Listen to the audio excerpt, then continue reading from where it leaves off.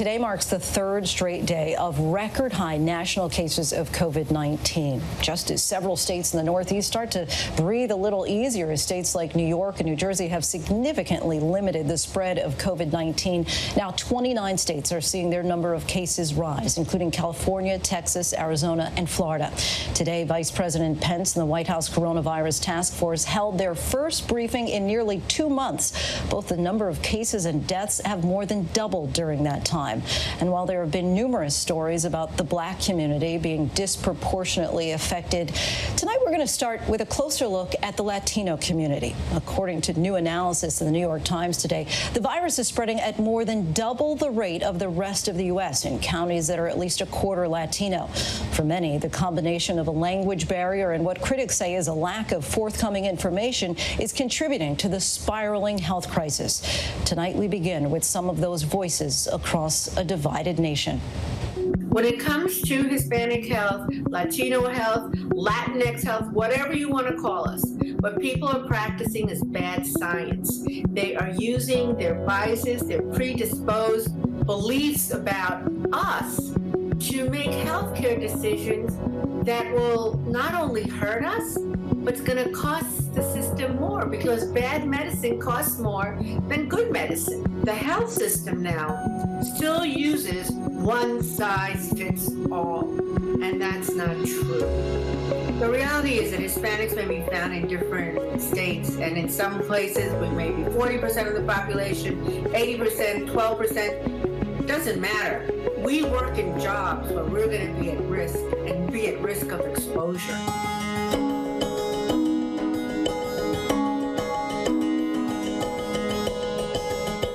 My name is Máximo Cabral, tengo 35 años. Yo soy originario de Zacatecas, México. Tengo cerca de 3 años aquí en Alabama y creé una pequeña compañía. Yo vivo aquí con mi mujer, mi prometida y su hija. Bueno, mi año había empezado muy bien porque me hice ciudadano, pues ya llegó este virus que ha sido malo para toda la gente. Yo tuve por 3 días mucho dolor de cabeza que no lo soportaba. Yo no pensé que era el virus. Decidí hacerme la prueba fue cuando mi mujer fue y se hizo la prueba y salió positiva. Entonces decidí hacérmela yo la prueba del virus y es cuando miré que lo tenía. La parte más difícil para mí es la impotencia de no saber cómo controlar esto. No, yo no estoy recibiendo ingresos porque yo dependo de si yo voy a trabajar. The pain is palpable because when people have to make a decision between feeding their children or going to a job where they would be at risk, that creates a kind of mental health stress that only wears the individual down.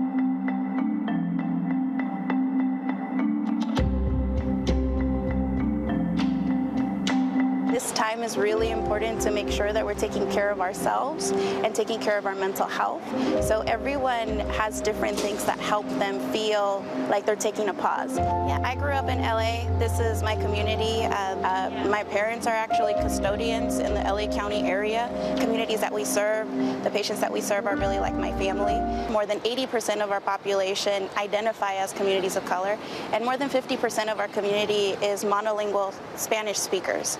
Latino population has higher rates of diabetes and obesity. We also know that there was less access to care compared to white communities and the Latino community. And I think that you think about all those social factors, and that is really what we're seeing here in terms of the disproportionate impact in our communities. LA County has seen an increased number in Latinx or Hispanic populations hit pretty hard with COVID-19. I mean, our communities occupy a lot of essential workforce positions. This limits the capacity to do telework or to have paid sick leave. Culturally and financially, our communities occupy multi-generational housing, so it makes it really difficult to isolate or to quarantine. Even when people have income and have space, telling people to self-isolate is sort of in some ways countercultural. And it requires a lot of restructuring, and it's very hard to do that. What do? You're going to tell your abuela, grandmother that, she can't eat with other people?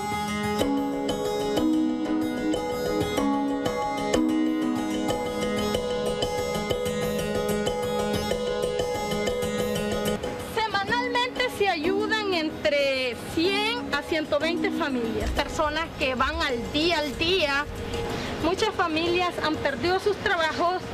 Muchas de las familias que va esta comida ha estado en cuarentena. Muchos de ellos positivos, que gracias a Dios ellos ya se están en el proceso de recuperación. Y por esa razón yo he decidido ayudar porque he visto la necesidad que...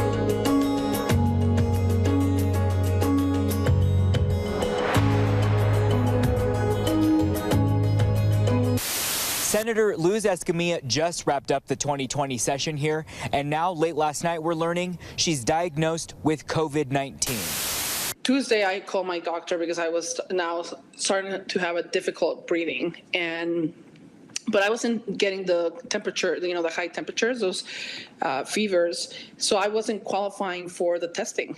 Your body aches, everything, your neck, your back. I think for our Latinx community, it's almost where you're located, your zip code determines a lot of the outcomes in your life. Whether it's White House administration during this president has been terrible, has been targeted and very discriminatory against these communities. There's no trust. If you are in the United States and you go for free COVID testing or treatment, it will not be held against you as a public charge. That doesn't mean that people are not fearful. It's very hard to trust the government, given the way the government has treated immigrants. I say that it's really important right now that we take those safe practices really seriously. We wear face coverings if we're going to go out, wash our hands. Pero pienso que Dios nos lo puso por algo y que juntos todos lo vamos a poder superar. Solo es... Hi everyone, George Stephanopoulos here. Thanks for checking out the ABC News YouTube channel. If you'd like to get more videos, show highlights, and watch live event coverage, click on the right over here to subscribe to our channel, and don't forget to download the ABC News app for breaking news alerts. Thanks for watching.